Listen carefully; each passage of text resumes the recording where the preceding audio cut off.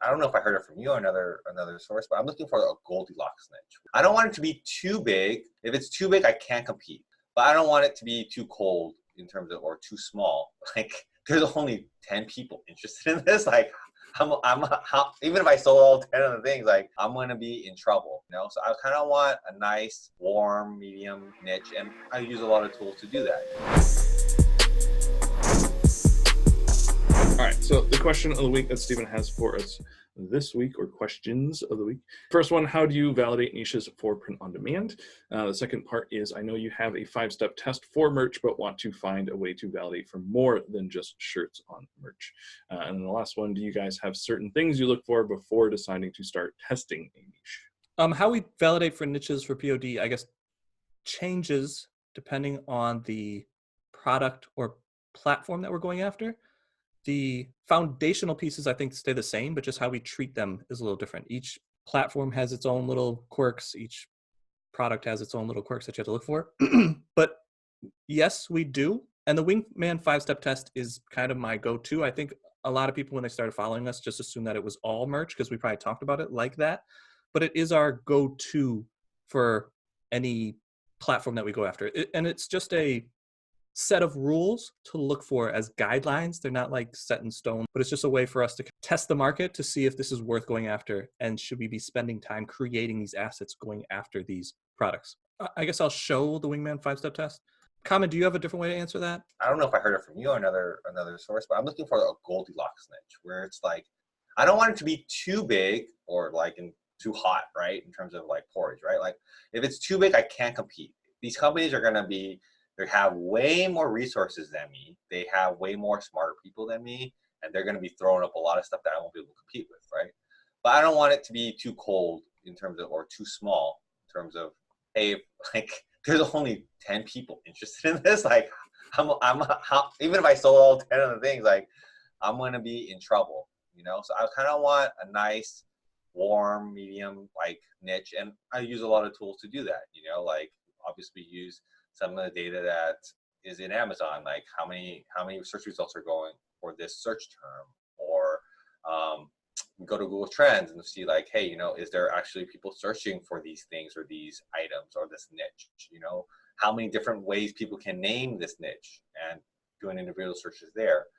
Going to Facebook groups, are people creating groups in Facebook that talk about the things that we want to go into? You know, like if you, like, for example, if we go back to Nike, like if you type in sneakerhead in Facebook, you're going to see a lot of groups out there. And I mean, if people are spending their free time to just read and scroll through their phone to see what people are talking about, then they're probably going to be willing to spend money on it, you know? So, and then obviously there's other places you can look at, I mean, other marketplaces to see if other people are selling stuff. Because when I first started business, I'm like, dude, I want to come up with an idea that no one else has come up with before, and I want to be the first to do it.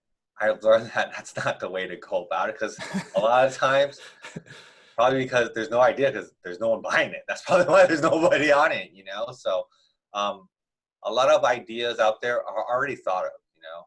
I mean, you might want to come up with an original idea, but there's no such thing as original idea. Yeah, and you don't have to reinvent the wheel.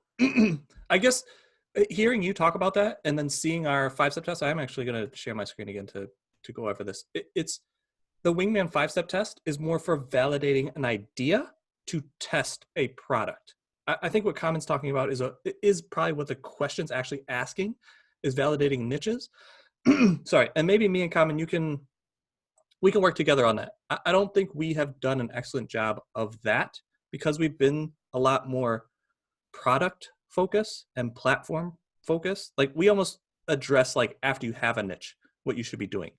After you have a niche, we go after the WingMan 5-step test. We want to see if the keywords that you already have for that niche, if you put them in, do they auto complete? And we're really doing that to see if there are customers looking for that stuff. So like Common was saying, is it worth going after?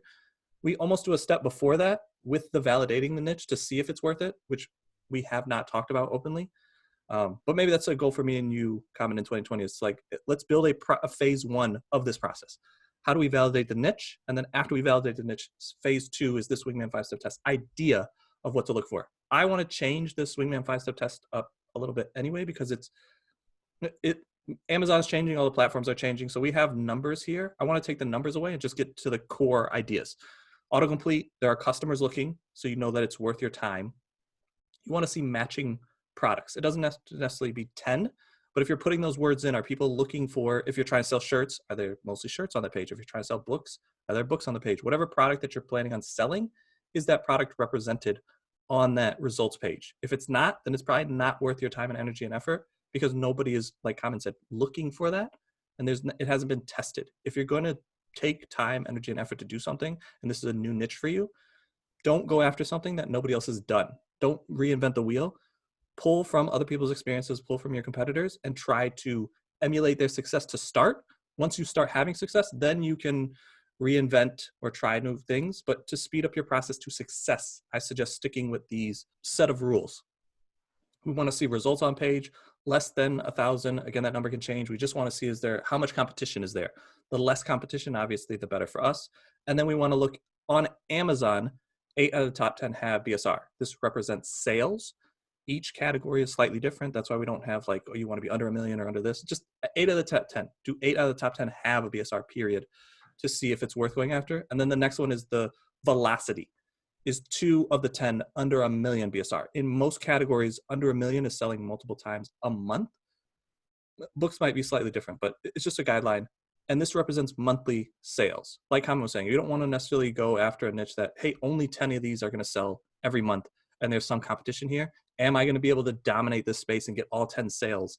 Is that really worth your time, energy, and going after?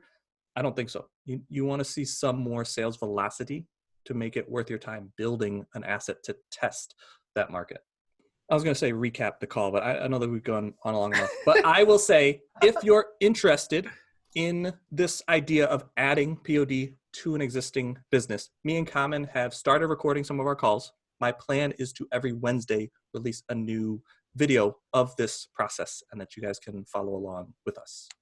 Yeah, so especially if you like data, listening to these guys I talk will be good.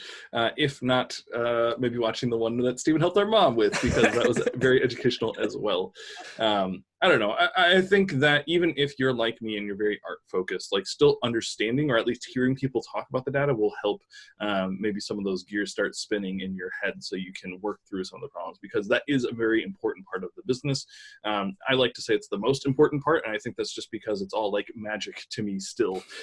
So it's less of my area of expertise, as our good friend that we had on a few weeks ago, Christy would say, and but that doesn't mean that it's not important. And if you're doing this business by yourself, it's definitely something you need to learn, and they will try to break it down the best that they can. And I think that this series, or this idea that Stephen now has to work with people as they're learning, is extremely helpful, just because you get to see some of the walls that they're going to run into, like an account getting shut down. Like, how do you handle that? So instead of us just doing a video talking about that, you have to see somebody go through that and either can relate to that or prepare yourself properly for the future of your print on demand business. But I think we're all doing this just for people to learn and see our failures as openly as possible. That's one of my personal goals in 2020, to be more open and honest with what's going on in our business today.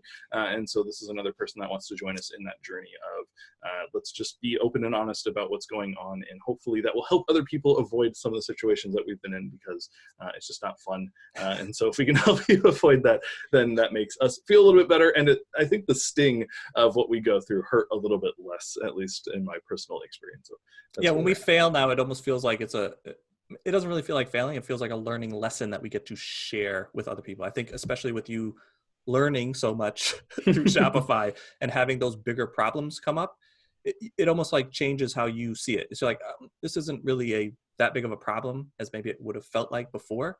It's just a lesson that I get to help other people with, so that they don't get into the same situation there. I'm more aware, because as we're going through different processes, we are going through a lot of stuff blind, and there's not really enough information out there for us to feel confident, like, oh, this is the way you do it. This is the best way. And as we help more people, I don't know if there is a right way. I think everybody has their own path. And I think that's why I want to start working with more people, showing that process. Like with my mom, her process is way different than ours. Carmen, as I talk to him, his thought process is different, and just how he's going about it and what he wants to focus in on and how he wants to pivot his business is very interesting. I want to capture a lot more of that so people can see, oh, this is the right way. This is a process. There are some foundational steps that you have to take, but once you get those down, you kind of are open to do it however you want. I think that's why, again, I love POD, because there are countless ways to make this business work. Even me and Nathaniel now learning a little bit more about licensing and how I can add that to our business. But partnering is, I think, a big thing that Nathaniel wants to bring into our audience, like the information that we are going through with partnering, and then just how to partner, how you can add it as an additional income stream. That's very interesting. I think it leads to a lot more additional income streams when you start adding your knowledge to other people's opportunities and then find clever ways to build relationships.